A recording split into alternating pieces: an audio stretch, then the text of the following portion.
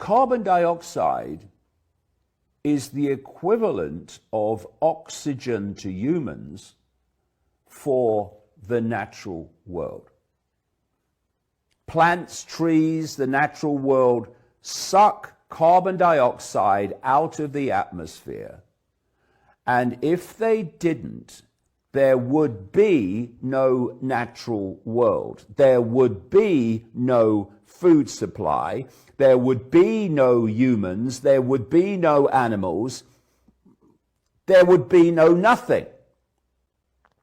And this is the gas of life that we are asked to fear and demand it's taken out of the atmosphere. And not only by ceasing to produce it by burning fossil fuels, but Gates, Schwab, behind COVID, behind human-caused climate change, another coincidence? Gates is funding technology to suck out of the atmosphere what's already there, the gas of life.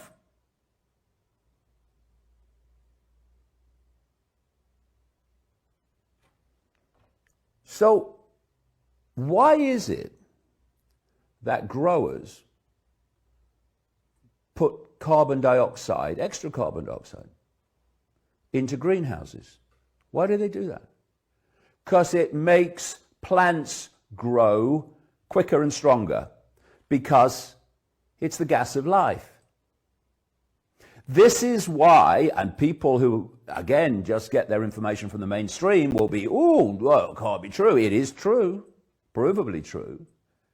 The earth has got greener in the industrial era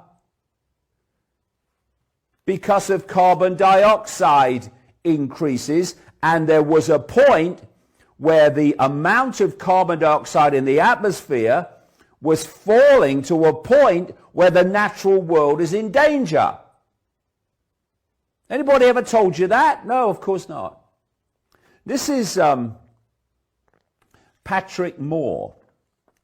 Patrick Moore was a co-founder of Greenpeace. He's a scientist.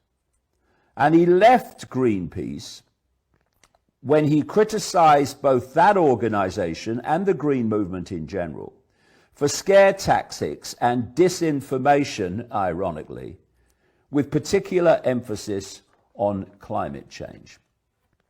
So this is what Patrick Moore says, and he's supported by other proper experts in carbon dioxide, not the paid people from the Intergovernmental Panel on Climate Change, which is just a cult front to sell the lie, connected to the UN, another cult front.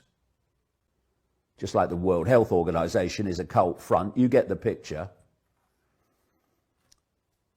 Moore makes the point that other scientists have made about how dangerous it is to have low levels of CO2. Plants start to die at 150 parts per million in the atmosphere. And Moore says that even when CO2 fell to 180 parts per million, 18,000 years ago, plants began to starve. This only turned around when the temperature went up. Calling for a reduction in carbon dioxide is the equivalent, the plant equivalent, of humans demanding a reduction in oxygen. CO2 is in effect, as I say here, plant oxygen. So today, Moore says that CO2 stands at in excess of 400 parts per million, and plant life is still relatively starved of nutrition, with optimum levels for plant growth 5 times higher at 2,000 parts per million. And in some periods of the Earth's history, the ratio has reached 4,000 parts per million.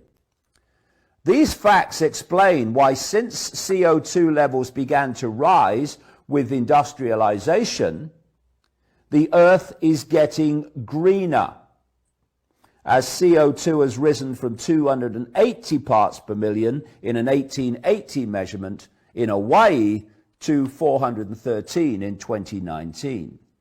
So the climate cult, the green environmentalists,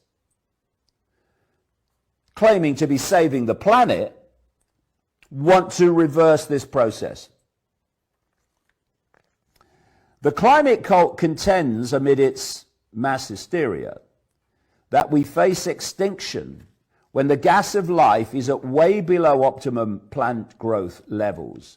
And 500 million years ago, there was 17 times more CO2 in the atmosphere than we have today.